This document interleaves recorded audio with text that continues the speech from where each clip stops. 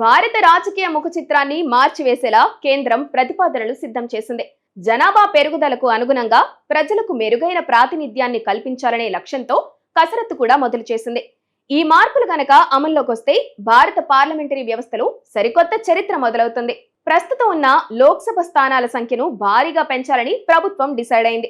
ఇప్పటి వరకు ఉన్న 543 స్థానాలను ఏకంగా 850కి పెంచాలని కేంద్రం నిర్ణయించింది. ఇందులో భాగంగా రాష్ట్రాలకు కేటాయించే స్థానాలను 815కి, కేంద్రపాలిత ప్రాంతాలకు కేటాయించే స్థానాలను 35కి పెంచాలని ప్రతిపాదించింది.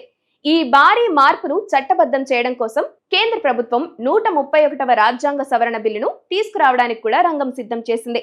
ఈ నెల 16వ తేదీన 2 కీలక బిల్లులను కేంద్ర ప్రభుత్వం పార్లమెంటులో ప్రవేశపెట్టేందుకు సిద్ధమైంది. ఈ విషయాన్ని పార్లమెంటరీ వ్యవహారాల శాఖ ఇప్పటికే ఎంపీలకు తెలియజేసి సంబంధిత బిల్లుల పత్రాలను వారికి పంపించింది.